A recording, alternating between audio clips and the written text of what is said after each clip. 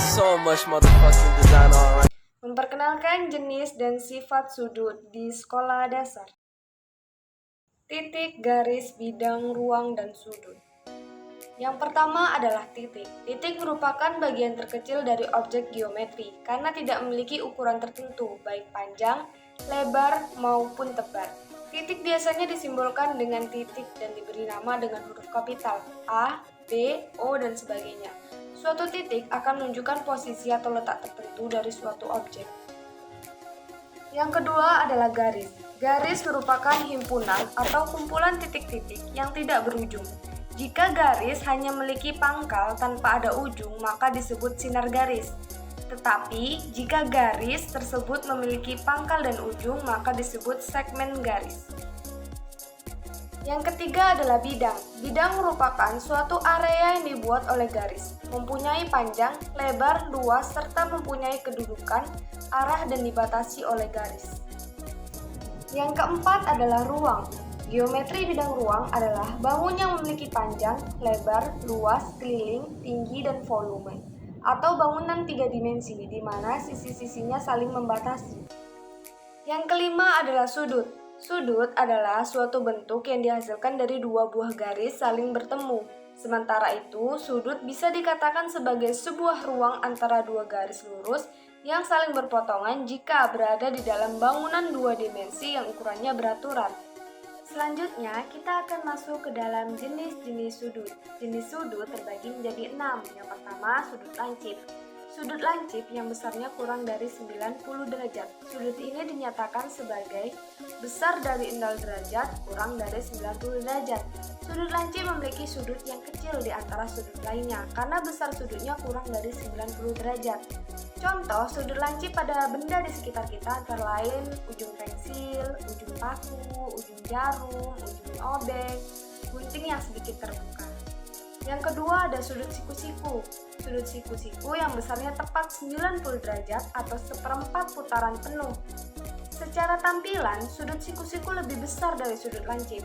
Pada jenis sudut ini, kedua kaki sudut saling berpotongan tegak lurus pada sudut 90 derajat, sehingga membentuk sudut siku-siku. Contoh sudut siku-siku pada benda di sekitar kita antara lain kaki meja, papan tulis, kartu, anak tangga, bingkai. Yang ketiga ada sudut tumpul. Sudut tumpul adalah sudut yang besarnya lebih dari 90 derajat, tetapi kurang dari 180 derajat. Dalam matematika, sudut tumpul dinyatakan sebagai lebih besar dari 90 derajat, kurang dari 180 derajat. Dengan kata lain, sudut tumpul memiliki sudut yang lebih besar dari dua sudut sebelumnya. Yang keempat ada sudut lurus. Selanjutnya adalah sudut lurus yang besarnya tepat 180 derajat atau setara setengah putaran penuh. Ini karena sudut 180 derajat tidak memiliki potongan sama sekali. Jika digambarkan, sudut ini akan terlihat seperti garis lurus karena bentuknya yang menyerupai garis. Hal tersebut membuat banyak orang mengira garis lurus memiliki besar 0 derajat. Yang kelima ada sudut refleks. Sudut refleks juga termasuk macam-macam sudut. Sudut refleks adalah sudut yang besarnya lebih dari 180 derajat, tapi kurang dari 360 derajat. Jika dinyatakan dalam matematika, maka sudut refleks berarti lebih dari 180 derajat, kurang dari 360 derajat. Maka besar sudut refleks lebih besar dari sudut lancip, sudut siku-siku, maupun sudut tumpul. Yang terakhir ada sudut penuh. Sudut penuh merupakan sudut yang paling besar sebab besarnya adalah satu putaran penuh atau setara 360 derajat. Sudut penuh akan membentuk daerah sudut berupa lingkaran utuh atau lingkaran penuh. Sudut penuh disebut juga sebagai complete angle atau full rotation angle. Nah, kita masuk ke dalam sifat-sifat sudut. Sifat-sifat sudut ada 6. Yang pertama, sifat sudut-sudut luar berseberangan. Jika dua buah garis sejajar dipotong oleh garis lain, maka sudut-sudut luar berseberangan saling kongruen. Pada gambar di samping, sudut-sudut luar berseberangan adalah L2 dan K4 sehingga L2 sama dengan K4. L3 dan K1 sehingga L3 sama dengan K1.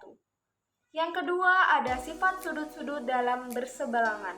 Jika dua buah garis sejajar dipotong oleh garis lain, maka sudut-sudut dalam berseberangan saling kongruen. Pada gambar di samping, sudut-sudut dalam berseberangan adalah L1 dan K3, sehingga L1 sama dengan K3. L4 dan K2, sehingga L4 sama dengan K2. Yang ketiga, sifat sudut-sudut dalam sepihak. Jika dua buah garis sejajar dipotong oleh garis lain, maka sudut dalam sepihak berjumlah 180 derajat. Pada gambar di samping, sudut-sudut dalam sepihak adalah L1 dan K2, sehingga L1 tambah K3 sama dengan 180 derajat. L4 dan K3, sehingga L4 tambah K3 sama dengan 180 derajat. Yang keempat ada sifat sudut-sudut luar sepihak. Jika dua buah garis sejajar dipotong oleh garis lain, maka sudut luar sepihak berjumlah 180 derajat. Pada gambar di samping, sudut-sudut luar sepihak adalah L2 dan K1, sehingga L2 tambah K1 sama dengan 180 derajat. L3 dan K4, sehingga L3 tambah K4 sama dengan 180 derajat. Yang kelima, sifat sudut-sudut bertolak belakang. Jika dua buah sudut bertolak belakang, maka kedua sudut tersebut sama besar. Pada gambar di samping, sudut-sudut yang bertolak belakang adalah L2 dan L3, sehingga L1 sama dengan L3. L2 dan L4, sehingga L2 sama dengan L4. Yang keenam ada sifat-sifat sudut berpelurus. Jika dua buah sudut saling berpelurus, maka jumlah kedua sudut tersebut 180 derajat.